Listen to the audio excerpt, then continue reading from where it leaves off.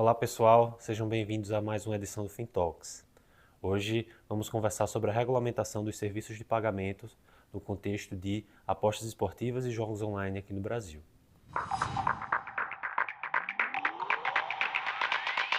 Desde 2018, as atividades envolvendo apostas de cota fixa encontram base legal aqui na legislação brasileira. Mas de lá para cá, só em 2023, no final do ano passado, que a gente vê que a regulamentação dessas atividades vem acontecendo, principalmente com a publicação da Lei 14.790 e agora, do início do ano para cá, com as portarias publicadas pela Secretaria de Prêmios e Apostas do Ministério da Fazenda. A gente enxerga esse movimento como uma tentativa de nacionalização das atividades envolvendo apostas esportivas e jogos online aqui para o Brasil, de maneira que não apenas os agentes operadores de apostas, mas também toda a cadeia produtiva envolvida nesse segmento sejam de empresas nacionais e que estejam submetidas à regulamentação local. Um dos segmentos que acabaram sendo afetados pela regulamentação das apostas esportivas e de jogos online aqui no Brasil foram as instituições financeiras e instituições de pagamento que prestam serviço para os agentes operadores de apostas. A partir da portaria 615, a gente vê que esse segmento ele foi afetado e que essas atividades que devem ser prestadas para esses agentes operadores devem seguir alguns parâmetros estabelecidos pela Secretaria de Prêmios e Apostas do Ministério da Fazenda. Bom, pessoal, então detalhando aqui as disposições da portaria 615, a primeira coisa a ser feita é analisar os tipos de conta que são utilizados no contexto das apostas de cota fixa. Aí você tem dois tipos de conta específicos que são mantidos pelos agentes operadores junto a instituições financeiras, instituições de pagamento autorizadas a funcionar pelo Banco Central, e esse é um requisito específico, qualquer instituição. Existem, é bom lembrar, instituições de pagamento, por exemplo, que não têm autorização do Banco Central para operar e estariam de fora desse conceito. E essas duas contas são a conta transacional, onde são mantidos os recursos dos apostadores, enquanto eles estão realizando as apostas, os recursos aportados para fins de apostas esportivas, e a conta proprietária, que é uma conta específica do agente operador, em que ele mantém recursos ali para fazer frente às despesas e os custos da operação, e fazer pagamento de prêmios, assim por diante. Além disso, você tem a conta cadastrada, que é a conta mantida pelo apostador junto a uma instituição financeira também, uma instituição de pagamento autorizada a funcionar pelo Banco Central, que deve ser a origem dos recursos aportados para fins das apostas e também o local onde vão ser pagos os prêmios. E, por fim, existe um conceito de conta gráfica, que é justamente um tipo de conta que não é exatamente uma conta nem de depósito nem de pagamento, mas é um registro que é mantido pelo agente operador, em que são ali contabilizados os recursos aportados pelo apostador. Outro ponto que tem que ser levado em consideração é que a norma também restringe as formas em que você deve fazer o aporte ou resgate dos recursos por parte dos tanto apostadores como os agentes operadores. Então, para fins de aporte, você pode fazer a transferência via TED, via Pix, cartão de débito ou cartão pré-pago, ou então transferência nos livros da própria instituição. Além disso, existem algumas vedações com relação à forma de você fazer o aporte dos recursos ou depois do pagamento. Então, você não pode fazer isso utilizando dinheiro em espécie, você não pode fazer isso via boleto, via cheque, conta de terceiro, conta não cadastrada, ativos virtuais, dentre outros. E a preocupação aqui é justamente com relação à rastreabilidade dos recursos, prevenção à lavagem de dinheiro, uma preocupação também com fraude e, eventualmente, com superendividamento, porque uma das formas também é com cartão de crédito. Então, essas vedações aqui acabam restringindo instrumentos de pagamento, as formas de pagamento para você utilizar aqui para fins das apostas. Alguns dos casos aqui são até passíveis aqui de discussão. Então, por exemplo, a vedação para ativos virtuais, ela é um pouco questionável na medida que você tem já hoje em dia um marco legal dos ativos virtuais, dos prestadores de serviços de ativos virtuais, e também você está a caminho de uma regulamentação, então talvez não seja justificável. E mesmo o cartão de crédito também é passível de discussão, afinal o cartão de crédito pode ser usado para N funções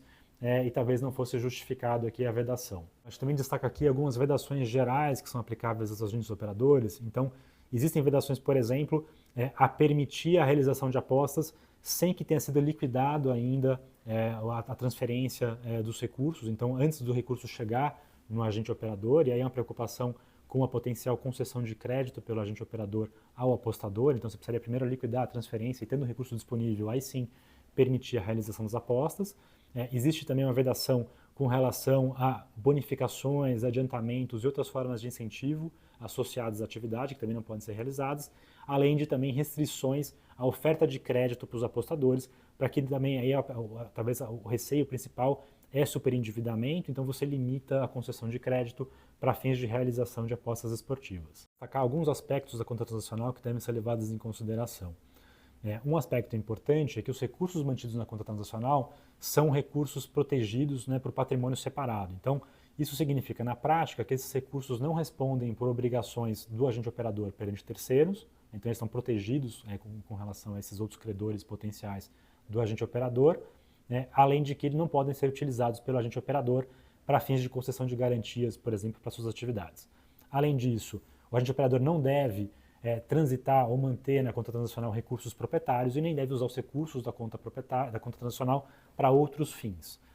E além disso, acho que o ponto final aqui é que os recursos, o saldo de recursos mantidos na conta transacional pode ser investido em títulos públicos ou operações compromissadas lastreadas nesses títulos públicos.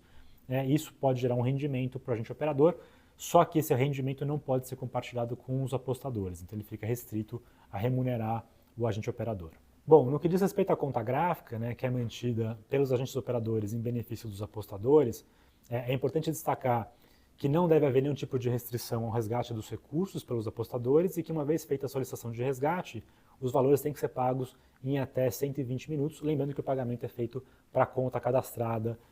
daquele apostador. Outro ponto importante aqui é que essa conta não deve pagar nenhum tipo de remuneração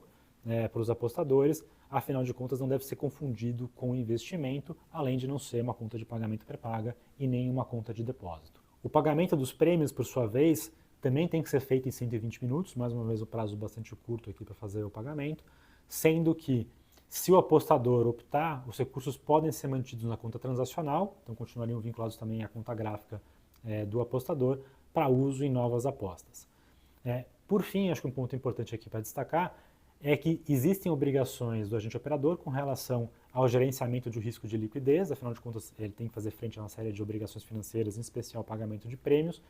e por conta disso tem que ter uma política específica para gerenciamento de risco, além de manter recursos destinados a fazer frente aqui a uma reserva de liquidez, cujo valor tem que ser no mínimo de 5 milhões de reais e tem que estar disponível para fazer frente a essas obrigações de pagamento